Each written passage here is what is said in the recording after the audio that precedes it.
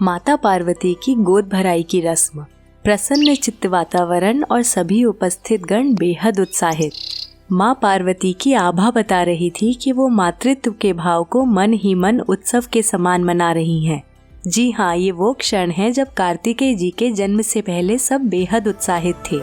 नमस्कार दोस्तों, मैं अदिति द डिवाइन टेल्स में आपका एक बार फिर से स्वागत करती हूँ।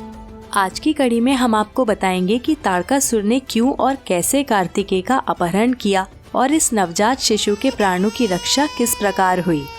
दोस्तों, आगे बढ़ने से पहले द डिवाइन टेल्स के वीडियोस अंग्रेजी में देखने के लिए आप the divine tales English channel subscribe कर सकते हैं, जिसका लिंक नीचे डिस्क्रिप्शन में दिया हुआ है। पार्वती की गोद भराई की रस्म संपन्न होने के पश्चात स्वर्ग लोक में देवराज इंद्र ने वरुण देव, यक्ष एवं गंधर्वों से प्रसन्नता व्यक्त करते हुए कहा कि माँ पार्वती की गोद भराई का महोत्सव बहुत धूमधाम से संपन्न हुआ है। परंतु साथ ही इंद्रदेव ने चिंता व्यक्त की कि ताड़कासुर पहले अनेक बार माँ पार्वती के वध का प्रयास कर चुका है और अब तो उसके इस प्रकार के प्रयास निरंतर होंगे, क्योंकि माँ पार्वती के गर्भ से उसका काल जन्म लेने वाला है। इंद्रदेव ने कहा कि 5 देवता गुप्त रूप से कैलाश जाएंगे और दृष्टि रखेंगे कि ताड़कासुर माता पार्वती तक ना पहुंच पाए।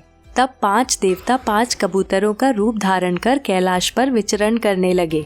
जब इन कबूतरों को महादेव और माँ पार्वती ने देखा तो वे आश्चर्य में पड़ गए कि अचानक कैलाश पर ये कबूतर कहाँ से आए। 5 ने अपना वास्तविक रूप दिखाते हुए शिव और पार्वती को प्रणाम किया और अपने वहां उपस्थित होने का कारण बताया। परंतु इसी दौरान ताड़कासुर कैलाश पहुंचा और छुपकर पूरा वार्तालाप उसने सुन लिया। इस प्रकार उसे यह ज्ञात हो गया कि उस पर दृष्टि रखने के लिए 5 देवता कैलाश पर उपस्थित हैं।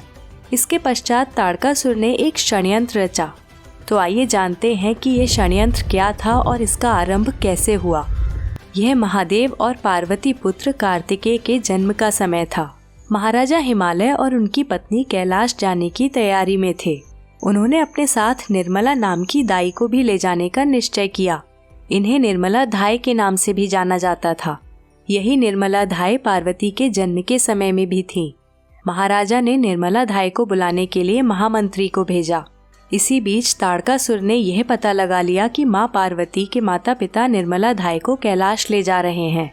महामंत्री के पहुंचने से पूर्व ताड़कासुर निर्मला धाय की कुटिया में पहुंचा और उनका वध करके स्वयं उनका रूप धारण कर लिया। और इस प्रकार निर्मला धाय के रूप में ताड़कासुर कैलाश पहुंच गया और बच्चे का जन्म होते ही ताड़कासुर ने उसे गोद में उठाते हुए माता पार्वती को आराम करने के लिए कहा।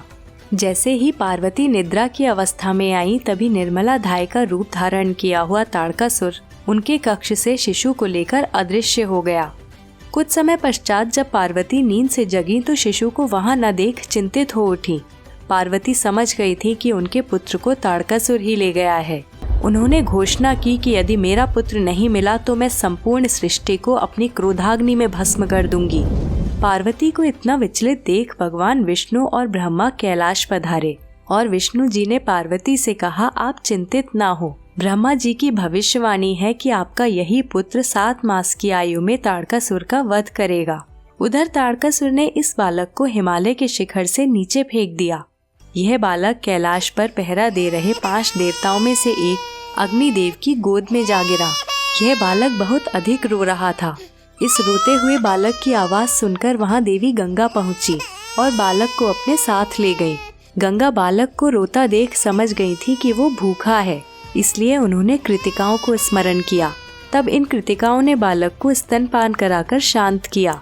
चूंकि बालक ने पहली बार कृतिकाओं का स्तनपान किया, इसलिए देवी गंगा ने इस बालक का नाम कार्तिकेय रखा। ताड़कासुर को विश्वास हो गया था कि उस बालक की मृत्यु हो चुकी है, इसलिए उसने अपने महल में उत्सव मनाने की घोषणा की, क्योंकि उसका वध करने वाला अब पूरे ब्रह्मांड में कोई नहीं था। उधर कैलाश पर जब अग्निदेव की भेंट इंद्रदेव से हुई, तब देवराज ने इस दुर्घटना की जानकारी अग्निदेव को दी। तब अग्निदेव ने बताया कि एक बालक उनकी गोद में आकर गिरा था। दूसरी ओर बालक की खोज कर रहे वीरभद्र की भेंट देवी गंगा से हुई और वीरभद्र ने पूरी स्थिति के विषय में गंगा को सूचना दी।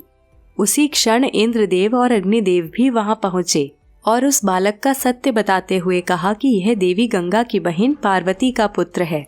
यह सुन गंगा प्रसन्न चित्त हो उठी और वो सभी कैलाश की ओर प्रस्थान कर गए।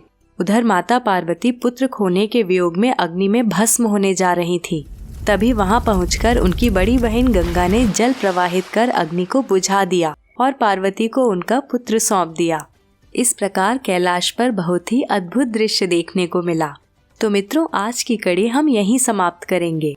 आपको यह एपिसोड कैसा लगा कमेंट करके बताएं। मिलते हैं आपसे अगली जानकारी के साथ। नमस्कार।